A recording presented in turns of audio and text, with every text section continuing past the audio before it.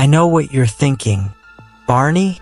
The big purple dinosaur that sang songs about brushing your teeth and sharing your toys?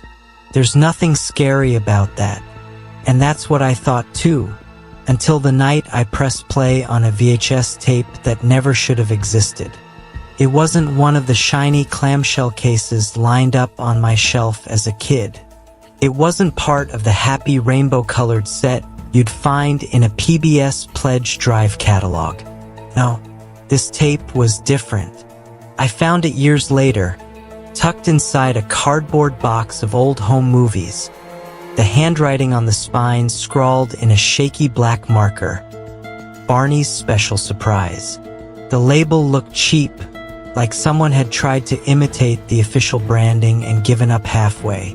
No PBS logo, no cheerful smiling kids on the front.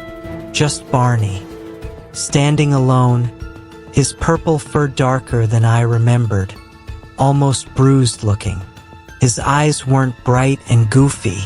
They were flat, glossy, like glass marbles sunk too deep into the costume's head. I don't even remember putting it in the VCR. My hands moved on their own. The tracking buzzed, the static cleared, and there he was. Barney, but not the Barney I knew. His voice hit me first. Lower, slower. Each word dragged out just a second too long, like he was testing how far he could stretch the vowels before they broke.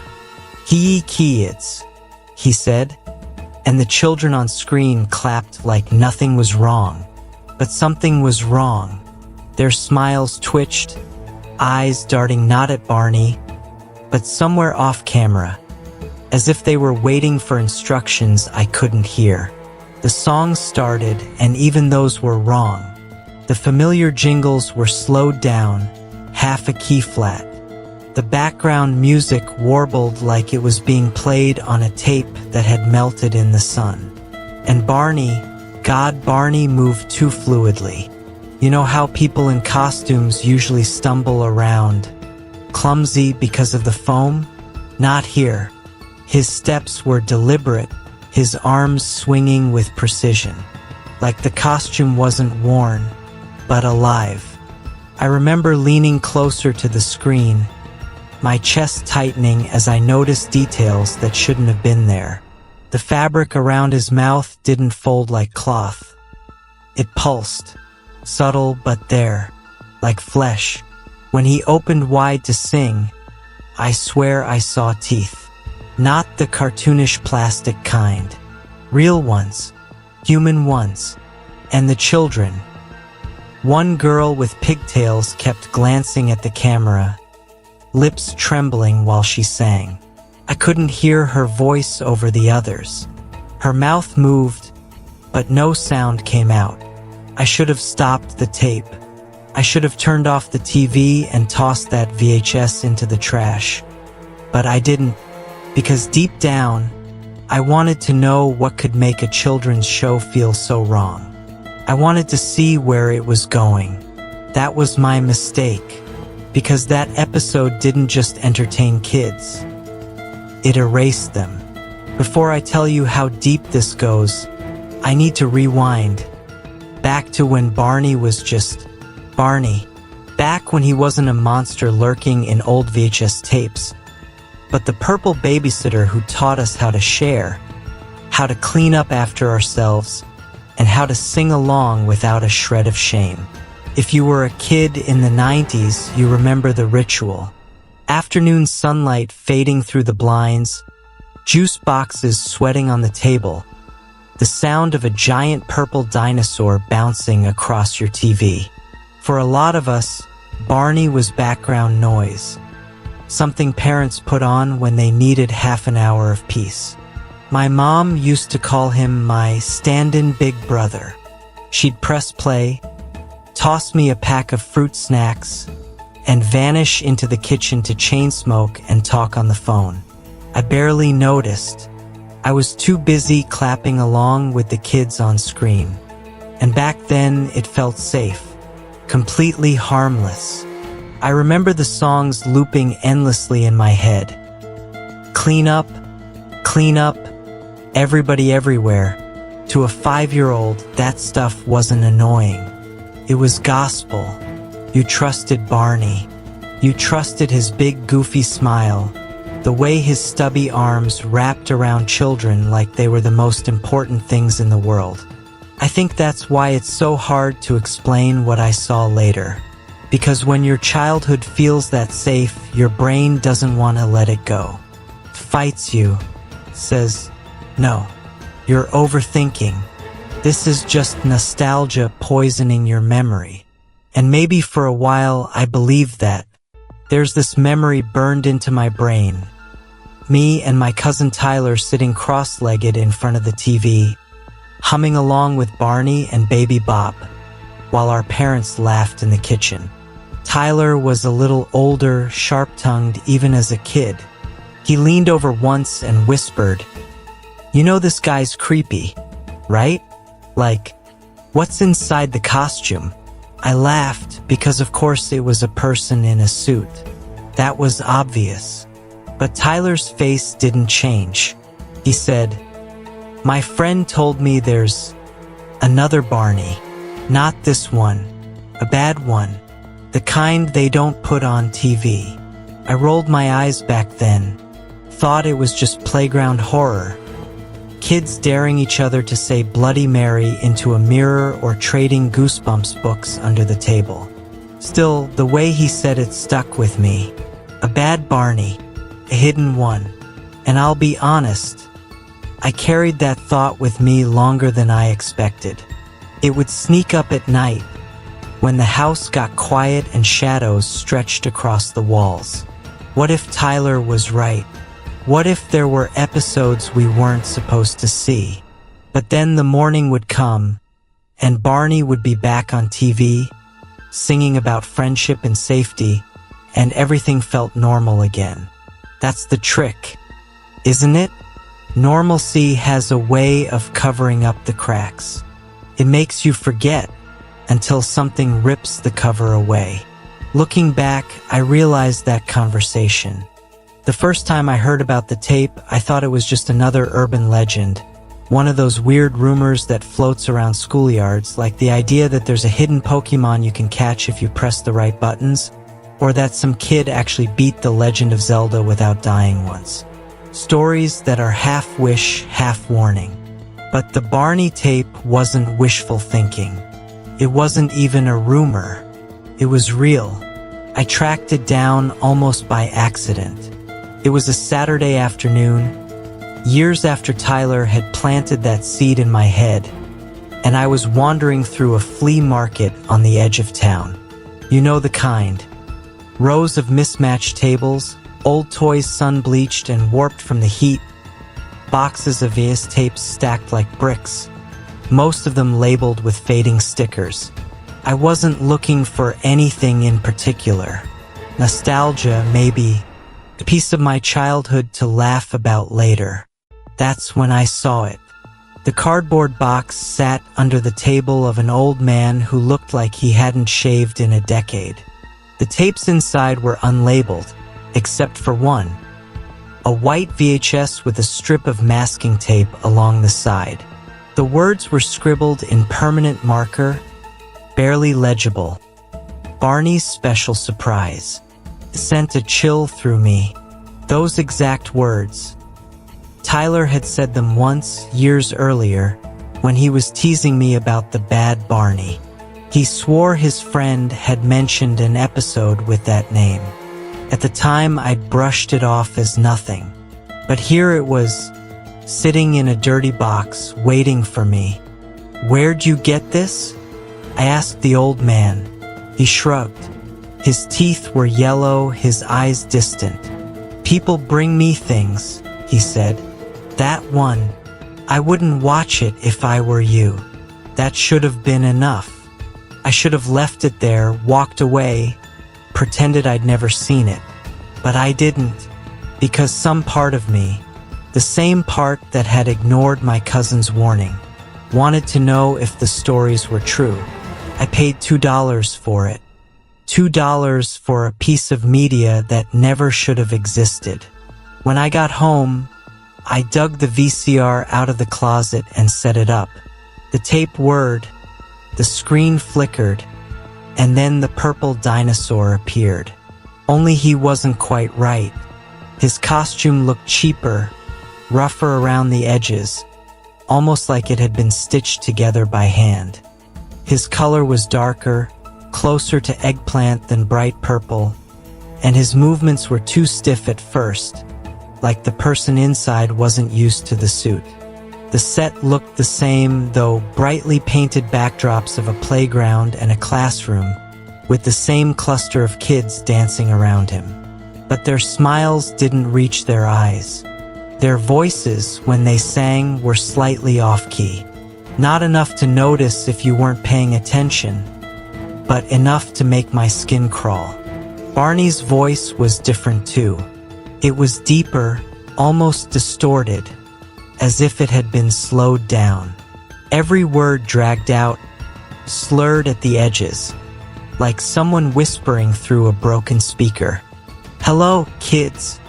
And the kids answered back with a cheer that sounded rehearsed. I sat there, gripping the arm of the couch, and felt this strange pull to keep watching. Even though everything about the tape screamed wrong, my curiosity rooted me in place. The songs started, but they weren't the ones I remembered. The melody was familiar, but the lyrics had changed, twisted just slightly.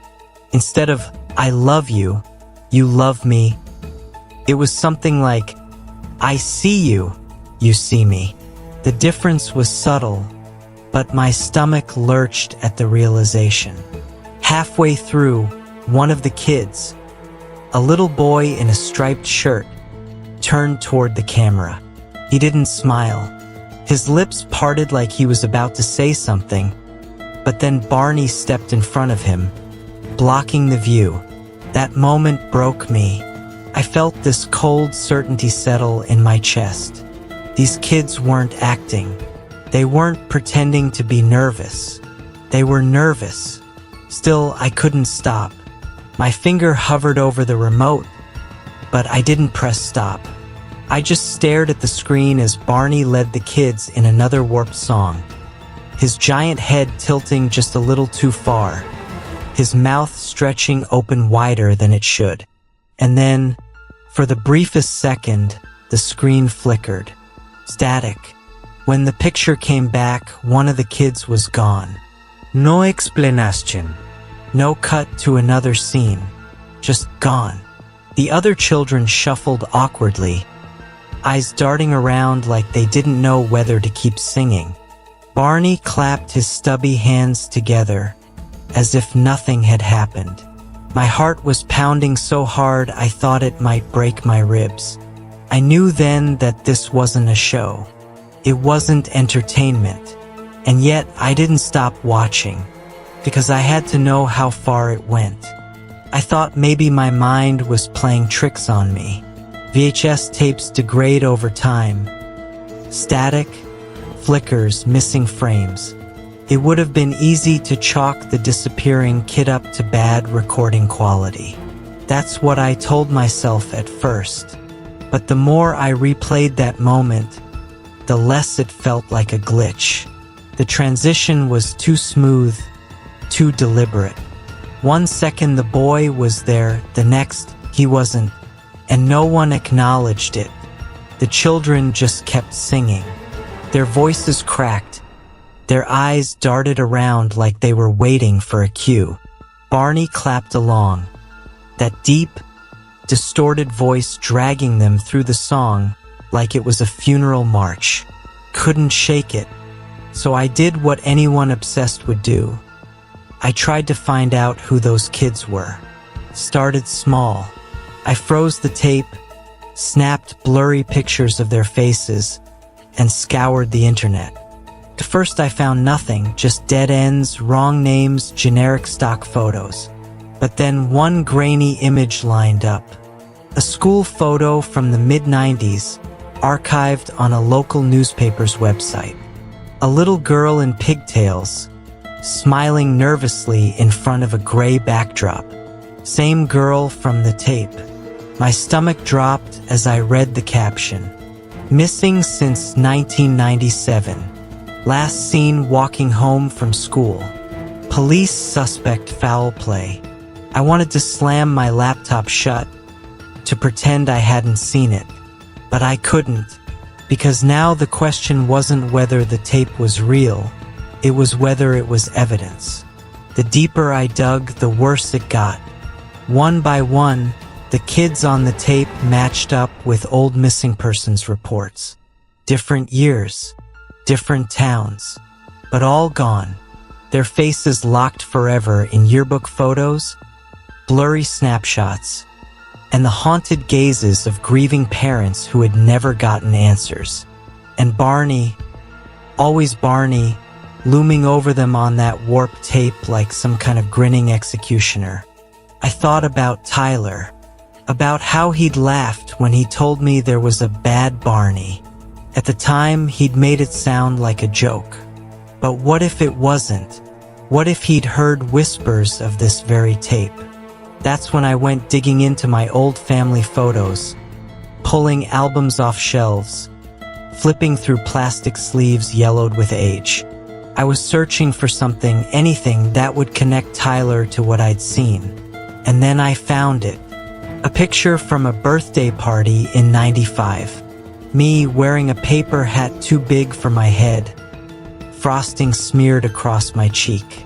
Tyler, standing just behind me, his grin crooked, his hand half raised like he was about to wave. And in the background, barely visible through the blur of balloons and streamers, was a boy in a striped shirt. The same striped shirt from the tape. My blood went cold. What the hell was he doing there? He wasn't family. He wasn't a neighbor. I had no memory of that boy being at my party.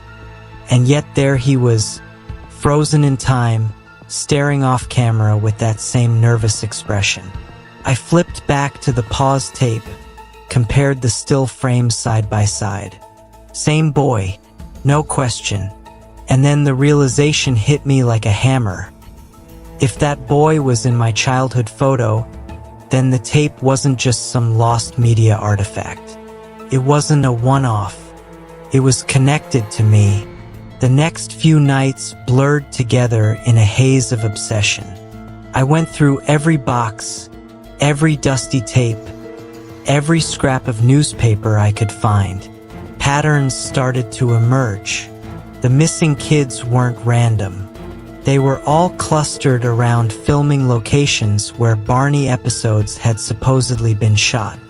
Texas, California, a few in Illinois. But there was no official record of this episode. No production notes, no cast listings, nothing. It was like it had slipped between the cracks, hiding in plain sight. I tried reaching out, posting on forums, messaging old collectors, asking if anyone else had seen Barney's special surprise. Most ignored me. A few laughed, but one account replied with a single line, "Stop digging, or you'll end up like them." I told myself it was a troll, just some internet joker trying to scare me. But when I refreshed the page a few hours later, the account was gone. Deleted. That's when the paranoia really set in. I started checking my locks twice before bed, pulling the curtains tight, unplugging the TV when I wasn't using it. But none of it helped because the images were already burned into my brain. That boy disappearing mid-song, the way the other kids glanced off camera, like they were afraid of whoever or whatever was behind it. And most of all, Barney himself. His hollow eyes, his pulsing mouth, that voice that dragged like claws across my spine. I thought back to Tyler again. He'd always been the one to tease, to push me into things I didn't want to do. But after that birthday photo, he never mentioned the bad Barney again. In fact, he stopped watching the show altogether. He'd get up and leave the room when the theme song came on, muttering excuses about being too old for it now. At the time, I thought he was just growing out of it. Now, I wonder if he knew more than he ever told me, because as much as the tape horrified me, it also left me with a question I couldn't escape. Had Tyler seen it too? And if he had, was that why he disappeared? I told myself I'd never watch the tape again. After what I uncovered, I should have locked it in a box and buried it 6 feet under. But the thing about forbidden knowledge is, once you've had a taste, it doesn't let you go. It lingers. It itches. It whispers at the edges of your thoughts, daring you to look again. And eventually, I gave in. The second viewing started just like the first. Grainy tracking lines, Barney's too dark costume, the children singing in shaky voices. But this time, something was different. The tape wasn't the same. I don't mean it felt different. I mean the actual footage had changed. The striped shirt boy who had vanished before wasn't there at all. Not even at the beginning. It was as if the episode had rewritten itself, erasing him completely. The group of children was smaller now, their circle tighter. My mouth went dry. I told myself maybe I'd missed it before, that maybe I'd imagined the boy entirely. But no, that wasn't possible. I compared screenshots. I'd matched his face to my childhood photo. He was real. And now he was gone. The songs, too, had shifted. They were still off-key, still wrong. But now the lyrics were sharper, crueler. Where before they'd sung, "I see you, you see me," now it was, "You'll be me, I'll be you." The cadence was the same, but the meaning twisted my stomach into knots. Barney stepped forward, his giant head tilting to one side, and for the first time I realized he wasn't just performing. He was staring, not at the kids, at me.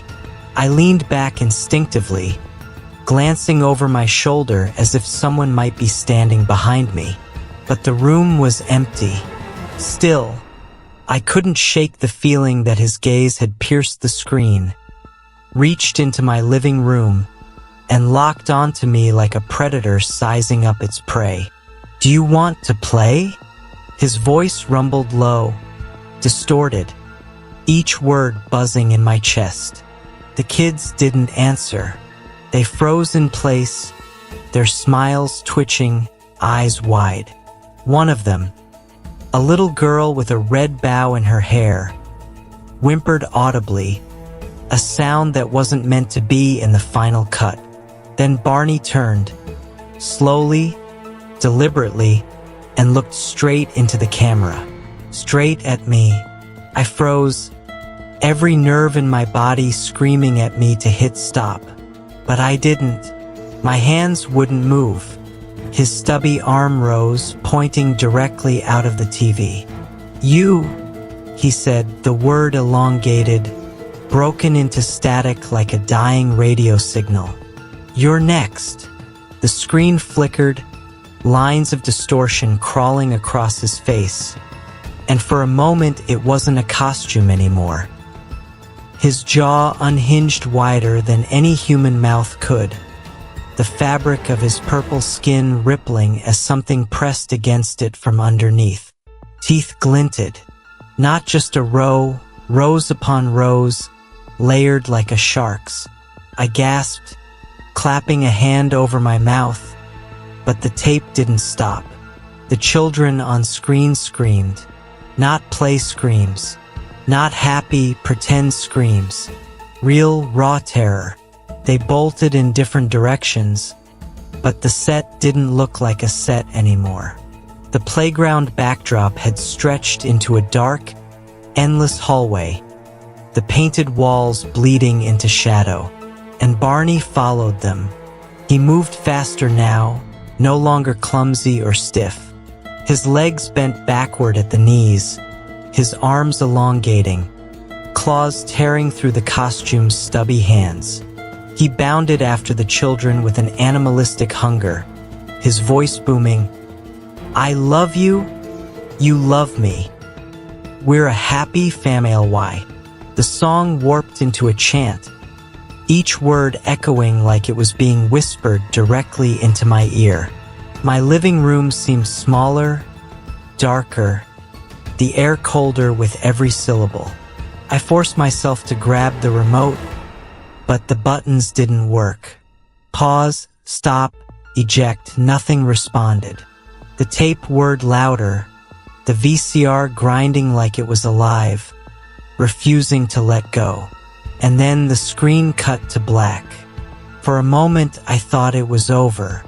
I sat there shaking, heart pounding in my throat, when a faint glow flickered back to life. A close-up shot. My face, not in the present, but younger, 5, maybe 6 years old, sitting cross-legged on a living room carpet, eyes glued to the TV.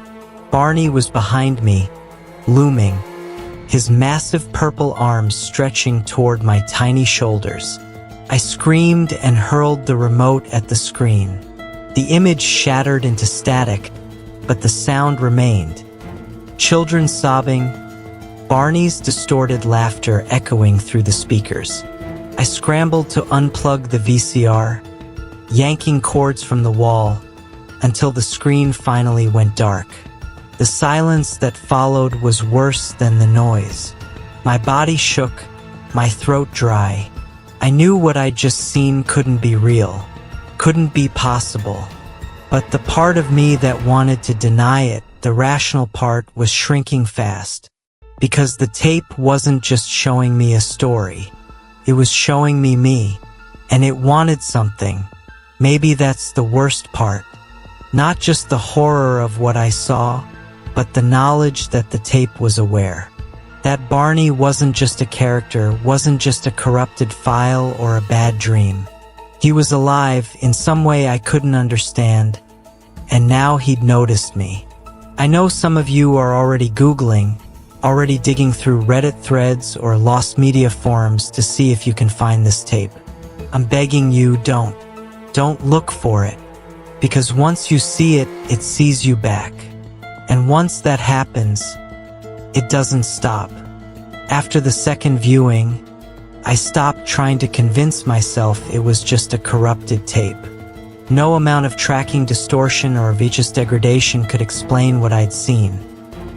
Barney looking at me, my own childhood image spliced into the footage, children screaming as the set melted into shadow.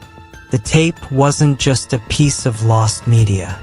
It was something else. So I did what I always do when something doesn't add up. I researched. I started with the basics, Barney and Friends production history. Most of what you'll find online is harmless nostalgia, trivia about the actors, filming locations, costume design. But if you dig deeper, past the Wikipedia summaries and sanitized fan pages, you start to find gaps. Entire production weeks listed as unaccounted for. Episodes that aired only once, then vanished without reruns. Cast lists missing certain child actors. At first, I figured it was sloppy record keeping. It's PBS, after all, low budget, understaffed, not exactly a polished machine. But the more I looked, the more those gaps looked intentional. One article I found, buried in an old TV industry newsletter, mentioned a lawsuit filed quietly in the late 90s. A parent had claimed their child went missing after filming an episode. The case was dismissed, sealed almost immediately. No details, no press coverage. Just a single line, settlement undisclosed. That's when the pattern started to crystallize. The kids on my tape weren't just actors. They were missing children. And PBS, someone at PBS knew. I dug into the archives of local newspapers from Dallas, where the show was filmed. Page after page of missing kids. The names weren't familiar at first until I matched them against my screenshots. And when I did, the overlap was undeniable. But here's where it gets worse. One of the articles mentioned a production assistant who had gone missing too, an adult, not a child. She'd been hired for a few weeks and then she vanished. Her family begged PBS for answers, but the network denied she'd ever been employed. Officially, she didn't exist. That detail gnawed at me. If they were willing to erase staff from their records, how many more names had they buried? The cover-up wasn't just sloppy. It was meticulous. Episodes scrubbed from reruns, children's names removed from call sheets, even stage photographs airbrushed to show different kids than the ones who'd actually been there. It was like someone had gone back through history with a scalpel, cutting away every trace of the truth. And yet, there were leaks. Always leaks. On one forum, I stumbled across a post from a self-proclaimed former PBS intern. Most of it read like conspiracy rambling, but one line froze me. The tapes aren't for broadcast. They're for him. Who him was, the poster never said. Their account was deleted within hours, like so many others. Still, the phrase stuck with me. For him. Because when I replayed the tape in my head, when I heard Barney's warped voice chanting, I realized he wasn't performing for the children. He wasn't even performing for the audience. He was performing for someone or something behind the camera. That thought made my stomach turn. And here's where I need to address you directly. Some of you watching this might remember my video last year about the Teletubbies production files. How a set of documents surfaced with scribbled margins in handwriting that didn't match any official staff. I thought it was just a creepy anomaly at the time. But when I compared those notes to the fragments I'd found in the Barney case, the handwriting matched. Same looping R. Same heavy slashes through capital letters. This isn't just a Barney problem. It's bigger. I know how this sounds. Like I'm connecting dots that don't exist. But ask yourself, how many shows from your childhood had lost episodes? How many rumors about banned tapes turned out to be true? Doesn't it feel strange how often those stories surface, and how quickly they disappear? PBS built its empire on trust, on smiling faces and moral lessons. But what if that trust was a mask? What if, hidden beneath the friendly branding, there was something darker? Rituals, bargains, experiments carried out under the guise of children's programming. The cynic in me wanted to laugh it off, to say it was just urban legend, just a coincidence of missing files and unsolved cases. But the part of me that had seen Barney's teeth, that had heard children screaming from inside the tape, knew better. And I think PBS knows better too. The more I posted, the more I tried to share screenshots, the more pushback I got. Not just trolls, but automated takedowns, copyright claims on videos that didn't even include footage, just me talking about it. Emails from blank accounts warning me to stop digging. That's not normal. And maybe the scariest part? The more I searched, the harder it became to find the tape at all. Mentions of it vanished from forums. Threads were deleted, caches scrubbed. It was like the internet itself was being rewritten in real time, erasing every trace. Except for mine. Which means if you're watching this, you're already part of it. You've seen too much. And that's the problem with secrets like this. Once you know, you can't unknow. Once you start digging, the dirt clings to you. And if what I've uncovered is true, then this isn't just about missing kids or a cursed VHS. It's about something alive, something that feeds, Something PBS has been hiding in plain sight for decades. And now it knows I've told you. The tape didn't stay on a shelf. It followed me into corners of life I thought private. At first it was tiny things. A child humming under the refrigerator hum. The rotten sweet scent of birthday cake in an empty kitchen. The neighbor's cat shrinking away when I crouched. I joked, I've become one of those late-night lurkers. But humor thinned when the noises became specific. One night at 2 a.m., rinsing a mug, I heard the warped chant through the wall. You'll be me. I'll be you. The living room was dark. The VCR idle. The sound slid along the floor like wet paint. I unplugged the player, bagged the tape, and carried it to the outside trash. I told myself it would end. Didn't. Small echoes accumulated. A purple smudge on the curtain that vanished when I blinked. A voicemail of a child's laugh with no caller ID. Friends stopped replying. Invitations dried up. Jokes about obsession went thin. Sleep turned into static. I dreamed of Barney leaning to tap a younger me on the shoulder. I woke with my pillow damp and minutes missing. I set a handheld recorder on the mantle. Nights of silence. Then at 3:13 a.m. a child breathed, "Play with us," and a laugh like gears grinding. I listened until the hiss took over. Paranoia became practical. I bolted doors I'd never locked, slept with a kitchen knife under the pillow, left lamps on.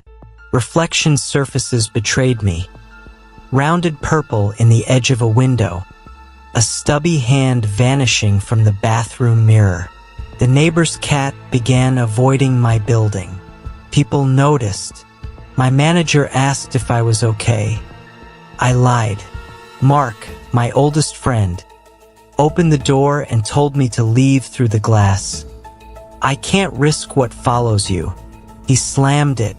I stood on the porch, heartbeat loudening. Reality felt edited. Photographs I'd looked through 100 times shifted. A child missing between prints, a background cropped differently. I pointed it out. People shrugged. Memory itself felt vulnerable, like ink you could smear away. The world offered small lures. Walking down the street, the air would thicken and the chant would swell behind my teeth. The scent of cake pressed against nostalgia into something dangerous. "We love you. Come play." It tugged at the child in me who wanted to belong. I tried to anchor myself with proof, screenshots, audio, timestamps. I posted on forums. Replies were ridicule, occasional alarm. Threads vanished. Accounts that warned me went dark. One message read, "Stop, or you'll be like them," then disappeared when I checked again. I even tried the polite routes. I called the police and described the tape and the noises as if I were reading a grocery list, waiting for the professional voice that would normalize everything. The desk sergeant sounded bored. "People report strange things all the time," he said, and asked if I'd been drinking. I stopped at a sleep clinic. The technician took my blood pressure and suggested I cut back on caffeine. I left with a pamphlet about stress management and the sense that nobody wanted to touch this with gloved hands. I went back to the flea market and found the old man who'd sold me the tape. He looked at me like I'd been swimming in something dirty and said, without surprise, "I told you not to watch it." He wouldn't tell me where he'd gotten it. He shrugged like he traded in bad luck for coin. I thought about burning the thing, but that felt like feeding it. Dark humor helped some nights. I'd hum a warped Barney line and flop onto the couch like I was in a terrible indie film. "I'm just collecting material," I told myself. It helped a little. I withdrew slowly. My teeth began to ache from grinding. My appetite thinned. I lost track of days. The world narrowed into a loop of evidence and denial, of audio files and faces that had been erased from pictures. The escalation peaked on a night I can't fully reconstruct. Fragments remain. An alarm frozen at 2:04 a.m. A mug shattered on the carpet. A smear of purple along my sleeve. I woke on the couch with the remote in my hand and the tape ejected beside the VCR. The machine was warm. My phone had a 30-minute voice memo I did not record.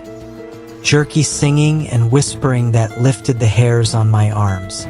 I cleaned lukewarm coffee from the rug, folded newspaper clippings until my hands cramped, and tried to piece myself from the gaps. The missing minutes felt like a wound. I thought the worst was over, until I realized the tape had learned to find me in daylight. And then came the night I blacked out. I used to think nightmares stayed in bed, that you could wake up, shake it off, splash water on your face and start fresh. But somewhere along the line itself blurred. Waking, dreaming, it didn't matter.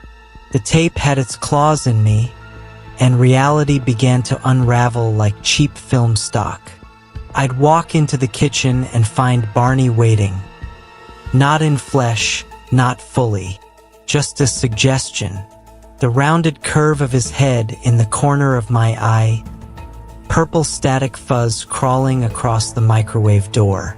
Sometimes, when I blinked too slowly, I'd see him perched on the counter, his teeth clacking soundlessly. And when I looked again, he'd be gone. But the absences hurt worse. I'd pick up my phone and realize entire conversations with friends had vanished. My call history stopped at numbers I didn't recognize. Pictures I swore I'd taken, me at the park, me at a birthday party last summer, were missing from my gallery, like I'd never been there. And the worst part? Nobody corrected me. They acted like those moments had never existed. That's when I started leaving notes to myself. Post-its plastered across the fridge, the mirror, the walls. Little mantras. You are real. You are awake. Don't answer if he calls. But every morning, some were missing. Torn down, shredded. And I lived alone. Sleep didn't offer escape either. I'd dream of that warped set, the purple walls dripping like wax, the children's voices echoing from nowhere. Sometimes I was one of them, singing the words in a voice that wasn't mine. Sometimes I was behind the camera, watching them shuffle closer to Barney, their faces hollowing out as they looked into the lens. I stopped leaving the house unless I had to. Even grocery stores felt hostile. Aisles too long, lights too bright, children humming under their breath as if rehearsing for him. I'd push my cart past cereal boxes and hear the faintest echo. I love you. You love me. People noticed. My boss pulled me aside at work, said I looked unwell. He asked if I needed time off. I nodded, but the words caught in my throat when I tried to explain. How do you tell someone your brain is being rewritten by a purple dinosaur no one remembers, right? Somewhere in the fog, a thought nested. Maybe I wasn't supposed to survive this. Maybe Tyler hadn't vanished by accident. Maybe the tape had been circling me for years, patient as a predator, waiting for me to pick it up and press play. The paranoia metastasized. I unplugged the VCR, then the TV, then the lamps. None of it mattered. The static still came, crawling across the walls, across my skin. My own reflection started to lag in the mirror. I'd smile, and it would keep staring, expressionless, for a second too long. One night, I woke to find the tape sitting on my chest. Not in its box, just the black cassette, its reels turning without power. whispering that warped chant in a voice that vibrated through my ribs.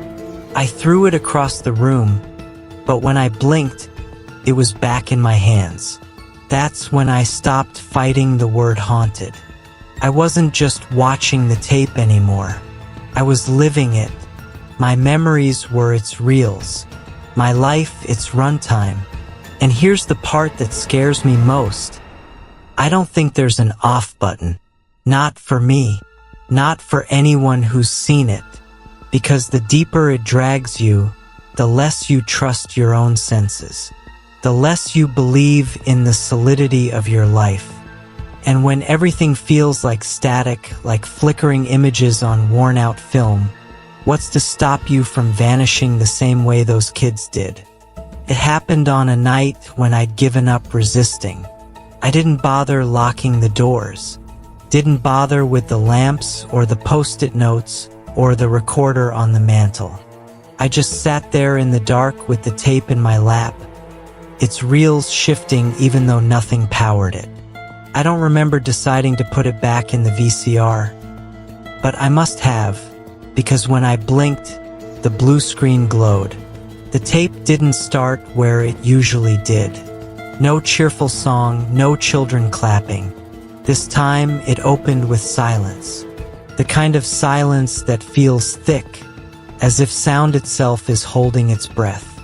The screen showed the set empty. The painted trees were rotting, cardboard peeling.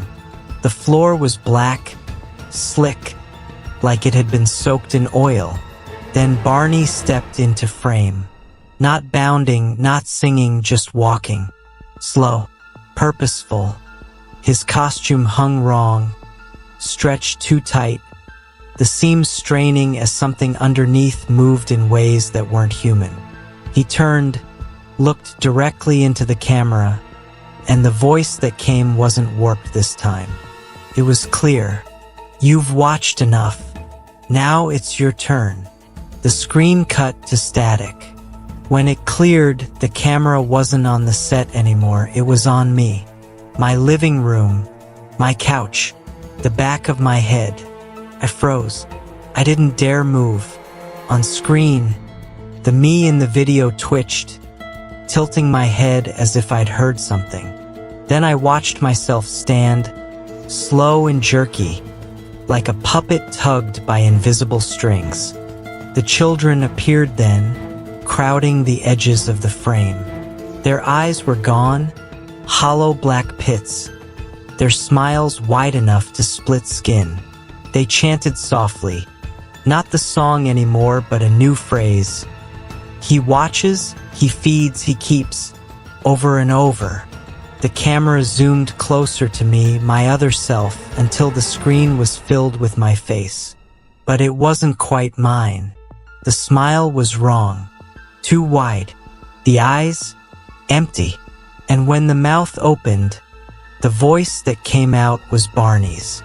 The tape is not the story. The tape is the door. I scrambled for the eject button, slamming it again and again, but the machine wouldn't respond. The static bled into the walls, into the floor, into the air itself. I couldn't tell if I was still in my living room or inside the tape now. The difference didn't matter anymore, because that was the revelation. The tape was never about documenting something that happened. It was the happening itself. Every viewing was an invitation, a recording that rewrote itself to pull the watcher deeper. That's why the kids vanished. That's why Tyler vanished. They didn't walk off into some dark street and never come home. They were absorbed, eaten, woven into the runtime, and now it was my turn. The final image burned itself into me. Barney, stepping closer to the lens, so close the frame filled with his teeth. Not plastic, not foam, wet, serrated, endless. "Smile for the camera," he whispered, and then the screen went black.